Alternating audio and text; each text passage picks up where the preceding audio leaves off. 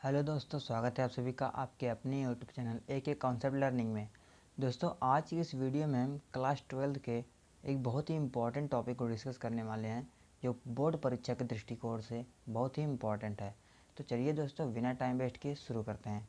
दोस्तों, आज हम पढ़ने वाले हैं अनंत विस्तार के एक समान रूप से आवेशित समतल चादर के निकट किसी बिंदु पर विद्युत क्षेत्र की तीव्रता। तो चलिए इसको हम फिगर से पहले इसका फिगर बनाते हैं। इसके हेडिंग को देकर के फिगर बनाएंगे और इसके बाद हम समझेंगे कि ये क्या होता है। सबसे पहले हम एक अनंत विस्तार के समतल चादर बना लेते हैं, जिस पर समान रूप से आवेश क्या होता है, वितरित होता है। तो एक हम चादर बना लेते हैं। ये हो गया हमारा चादर, ये अनंत विस्तार का है और इस पर समान रूप से क्या है, एक समान रूप से क्या है, आवेशित है। इसको हम एक समान रूप से आवेशित कर देते हैं।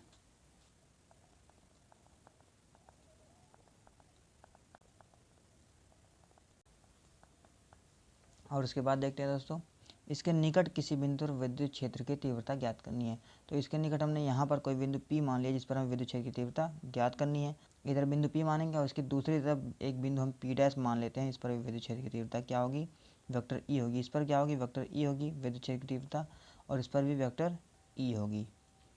अब इस बिंदु P व P' से होकर के हम गॉसियन पृष्ठ की कल्पना करते हैं। तो गॉसियन पृष्ठ हम बना लेते हैं। कैसे,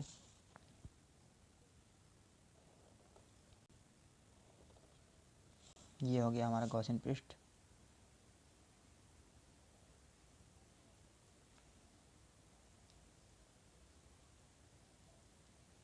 ये हम गॉसियन पृष्ठ की कल्पना कर लिए। और ये सूक्ष्म क्षेत्रफल ये है वाला, ये जो सूक्ष्म क्षेत्रफल है, इसको हम क्या मान लिए, इसको हम डी ए मान लिए। इसको हम यहाँ पर इंडिकेट करते हैं डी ए। ये जो सूक्ष्म क्षेत्रफल है, इसको हम डी ए मान लिए। और इसका जो क्षेत्रफल वेक्टर होगा, इसकी दिशा क्या होगी, इधर की ओर होगी। और उसका क्षेत्रफल वेक्टर क्या होगा, vector D A. Vector D A, जरा ध्यान से देखिए दोस्तों, इसका जो क्षेत्रफल वेक्टर होगा वो होगा वेक्टर डी ए। और उसका जो विद्युत क्षेत्र की तीव्रता होगी, उसकी दिशा भी क्या होगी, इसी तरफ होगी। और इधर भी देख लेते हैं दोस्तों, ये हमने जो सूक्ष्म क्षेत्रफल माना था, इसको हम डी ए मान लेते हैं। ये सूक्ष्म क्षेत्रफल डी ए है। इसका जो क्षेत्रफल वेक्टर होगा वो इसकी दिशा इधर की ओर होगी, तो वो हो जाएगा वेक्टर डी ए। और इसकी भी जो विद्युत क्षेत्र की तीव्रता होगी वो भी इसी डायरेक्शन में होगी। अब जरा ध्यान से देखिए दोस्तों, पहला स्टेप क्या होगा। सबसे पहले हम इसको लिखते कैसे हैं। माना एक अनंत विस्तार का समतल आवेशित चादर है, जिस पर समान रूप से आवेश वितरित है। इस पर देखिए समान रूप से आवेश क्या है, वितरित है। और इससे हम निकट कोई बिंदु P मानते हैं और इसके दूसरी ओर कोई बिंदु P' मान लेते हैं।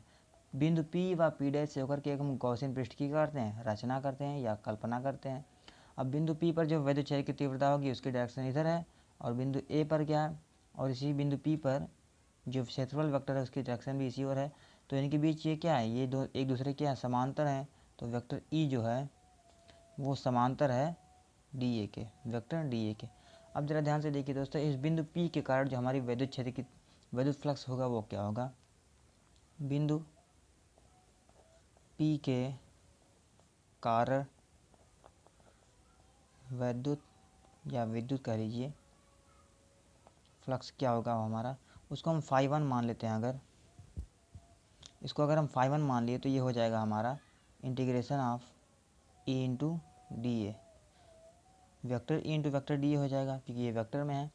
अब जरा ध्यान से देखिए तो integration of vector E into vector, ये दो वेक्टर हैं, तो इनका हम फार्मूला क्या जानते हैं, E into D A cos theta. अब जरा ध्यान से देखिए दोस्तों, ये जो थीटा है वो E और डी ए के बीच का क्या है, एंगल है, कोण है। और ये जो E है और ये डी ए है, इनके बीच का कोण 0 डिग्री हो, क्योंकि ये एक दूसरे क्या है, समांतर है, पैरेलल में है। तो कॉस 0 डिग्री हो जाएगा। अब चूँकि हमें क्या पता है, कॉस 0 डिग्री का मान होता है 1, तो integration of E into D A, ये इंटू डी ए हो जाएगा, क्योंकि कॉस 0 डिग्री का मान 1 हो गया। तो इंटू जब 1 करेंगे तो यही आ जाएगा। अब ये E क्या है, कांस्टेंट है, इसको बाहर कर लेते हैं। तो हमारा ये हो जाएगा E into integration of D A, और ये होगा φ1 का मान। तो φ1 का मान हमारा आ गया, इंटू डी ए का जब हम समाकलन करेंगे तो E इंटू ए आएगा। ये हमारा φ1 का समीकरण हो गया, समीकरण नंबर 1। अब ज़रा ध्यान से देखिए दोस्तों, यहाँ से जब हम इस बिंदु P' के लिए निकालेंगे, यहाँ पर तो P के लिए विद्युत फ्लक्स निकाला है। अब उसी प्रकार हम बिंदु P' के लिए निकालते हैं। P' के लिए फ्लक्स क्या होगा, पी डैश के लिए फ्लक्स निकालेंगे तो वो हमारा हो जाएगा फाई टू, इसको मानेंगे और इसके लिए भी वो सेम टू सेम, क्योंकि वेक्टर ई क्या है वो भी सेम है और वेक्टर डी ए क्या है सेम है, तो इसके लिए भी वही सेम टू सेम यही हमारा ई ए आएगा, क्योंकि E D A cos theta होगा और थीटा का मान 0 डिग्री रख देंगे तो वो भी 1 हो जाएगा, तो ये हमारा हो जाएगा ई इंटू ए, ये फाई टू का मान हो गया। इसको इक्वेशन नंबर सेकंड मान लेते हैं। अब ज़रा ध्यान से देखिए दोस्तों, ये तो हमने निकाल लिया फाई वन और फाई टू इन दोनों के लिए, इसके लिए और इसके लिए हमें विद्युत फ्लक्स निकाल लिया। अब पूरे समतल आवेशित चादर के लिए हमने क्या विद्युत फ्लक्स निकालना है, तो वो पूरा विद्युत फ्लक्स क्या होगा, फाई ई हो जाएगा कुल विद्युत फ्लक्स,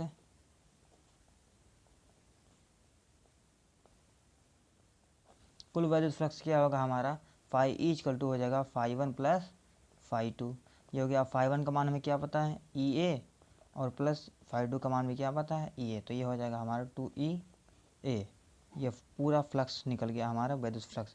अब हमें निकालना क्या है, विद्युत क्षेत्र की तीव्रता निकालनी है, इसको सिर्फ इक्वेशन नंबर थर्ड मान लेते हैं। अब चूंकि हमें क्या पता है गॉस के प्रमेय से, गॉस के प्रमेय से हमें जानते हैं कि फाई ई जो होता है वो क्यू अपान एप्सिलॉन नॉट के बराबर होता है। यहाँ से देखिए दोस्तों, इसको इक्वेशन नंबर फोर्थ मान लेते हैं। अब यहाँ पर phi e equal to 2E है, phi e equal to q upon epsilon naught, इसका बायां पक्ष क्या है बराबर, तो इसका दायां पक्ष भी क्या होगा बराबर होगा। तो देखिए दोस्तों, समीकरण 3 तथा 4 था क्या हो जाएगा, 2EA equal to q upon epsilon naught, तो हो जाएगा समीकरण 3 तथा 4 से हो जाएगा 2EA equal to q upon epsilon naught, ये हो गया। अब देखिए दोस्तों, अगर कोई समतल आवेशित चादर है, ये कोई चादर मान लिया हमने, इसको समान रूप से क्या कर दें आवेशित कर दें, कि किसी चादर पर समान रूप से आवेश वितरित होता है तो उस पर एक पृष्ठीय आवेश घनत्व सिग्मा कार्य करने लगता है। सिग्मा एक क्या होता है, पृष्ठीय आवेश घनत्व उस पर होने लगता है, और वो पृष्ठीय आवेश घनत्व का फार्मूला क्या होगा, सिग्मा इक्वल टू हो जाएगा क्यू बाई ए। अब इससे परिभाषा क्या बनती है, किसी समतल चादर के एकांक क्षेत्रफल पर जो हमारे आवेश की संख्या होगी वही होगी हमारे पृष्ठीय आवेश घनत्व। अब इस फार्मूले से हम जरा ध्यान से देखिए दोस्तों, क्यू का मान निकालें तो ये इसके मल्टीप्लाई में हो जाएगा, तो यहाँ पर हो जाएगा q equal to sigma into a, ये लिख सकते हैं। अब इसी को हम इस फार्मूले को हम इस समीकरण में रख देते हैं, तो 2EA इक्वल टू हो जाएगा, क्यू का मान रख देंगे, क्यू का मान यहाँ से क्या लिखा है सिग्मा इंटू ए और बटे एप्सिलॉन नॉट। अब ई का मान हमें निकालना है क्योंकि, तो ई को इधर कर लेते हैं, तो सिग्मा इंटू ए अपान 2A इंटू एप्सिलॉन नॉट, ये ए से कैंसिल हो जाएगा और हमारा फाइनल आंसर मिल गया सिग्मा अपान 2 एप्सिलॉन नॉट। यही हो गया हमारा अनंत विस्तार के एक समान रूप से आवेशित समतल चादर के निकट विद्युत क्षेत्र की तीव्रता। तो उम्मीद है दोस्तों ये आपको समझ में आया होगा। वीडियो पसंद आया तो वीडियो को लाइक करें, चैनल को सब्सक्राइब करें। मिलते हैं अपनी अगली वीडियो में।